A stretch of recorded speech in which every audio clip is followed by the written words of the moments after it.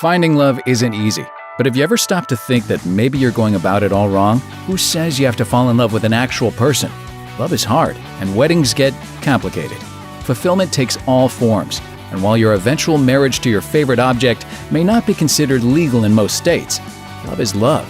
Here are a few things that people have formed non-traditional relationships with. If you find yourself looking at, say, your shoes or that tube of tennis balls a little differently after watching this, don't blame us, but do invite us to the wedding. The Berlin Wall.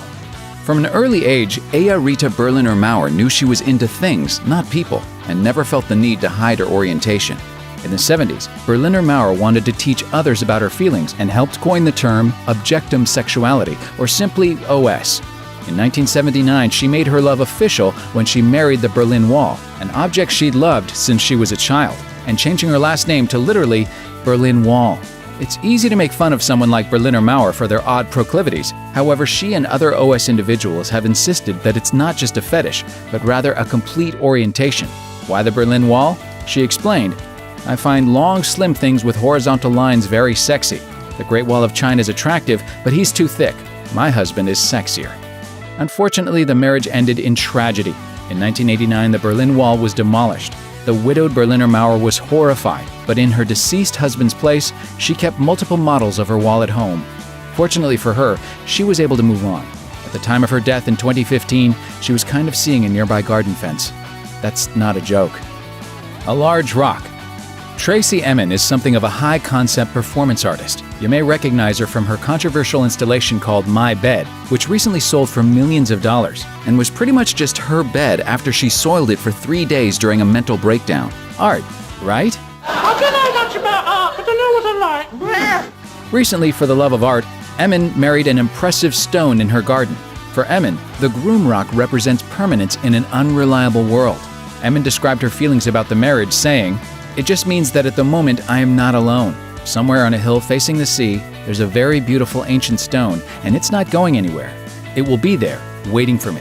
That's a pretty lovely sentiment, even if the rock, and most human beings, will never understand. The exhibit itself, titled "I Cried Because I Love You," features several of her works in a variety of mediums revolving around her stone-cold wedding. Not one for tradition, Emin wore a white shroud that was initially intended to cover her father's dead body. Now, she has a husband who will never take her for granted. A Barbie doll. A man marrying a Barbie doll might sound a little creepy, but it's okay. He was only doing it for his dead wife, who tragically committed suicide 20 years prior to their own personal Barbie dream wedding. Chang Si-soon believed that the doll contained the spirit of his former wife, Tsai, and wanted to give her the happy marriage of her dreams. Chang had married another human wife in the years since Tsai's death, but his new wife was totally cool with their marriage, which took place in 1999.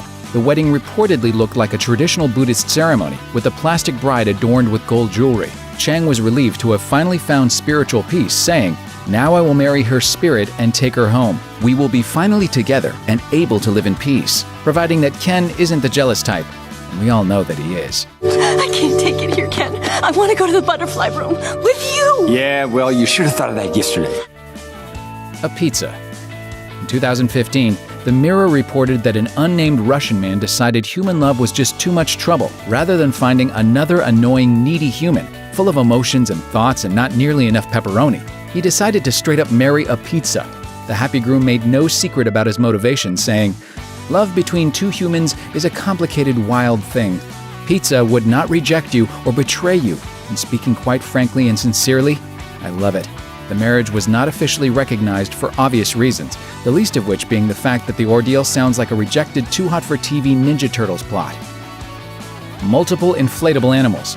Though the young man we know only as Mark is happily married to Lila, a dragon-shaped inflatable toy, he's still involved with 14 other inflatables.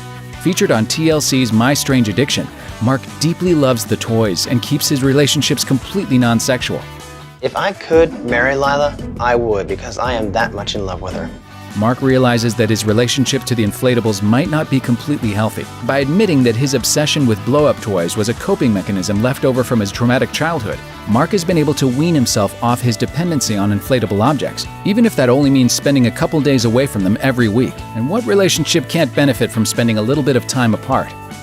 The Statue of Liberty. Amanda Whitaker of Yorkshire fell head over heels in love with the Statue of Liberty and now can't imagine love with anyone else. While Whitaker has admitted being attracted to a few different objects, Lady Liberty, who she calls Libby, is her favorite, for obvious reasons. She's traveled across the sea to visit her partner 4 times and has been lucky enough to land a kiss. As of 2013, Whitaker considered the statue to be her partner, but they aren't technically married. She knows that too many people love Libby, so she won't subject her to a monogamous relationship. Still, she goes by the name Amanda Liberty, and to celebrate their love, she keeps replicas of the statue in her home, which she can love more freely. Recently, she's given Lady Liberty some space and kind of moved on to chandeliers and candle holders. Twilight Sparkle. When you're a brony, how far is too far? Say loud, love. If you love ponies, you're my little pony girl. Do you draw the line at wearing your Rainbow Dash t-shirt to dinner? Or do you just go full brony and post your erotic fan art online under your real name? Any potential future employer who doesn't understand your attraction to a cartoon animal just isn't worth your time anyhow. In 2013, a letter from one angry pony lover went viral. The unnamed brony had contacted a DeviantArt user asking him to stop requesting erotic art of his fiancée, Twilight Sparkle, saying in part, "We're planning on getting married next June or July, should everything go as planned financially speaking. And yes, I have found a wedding chapel that will let me marry someone that most people would consider a fictional character." True to his word, the man claimed to have later gotten married via webcam, since his family in Equestria wasn't going to be able to attend anyway. He continues to publish countless images of himself with his plushy bride even today, visiting museums together, smoking, and sharing sweet, sweet pony love. And the less said about that last one, the better. Hasbro could not be reached for comment, but we're assuming that it would sound something like this. Oh my god! Ah! Ah! Ah! Ah! Oh, that's better. Ah! Thanks for watching.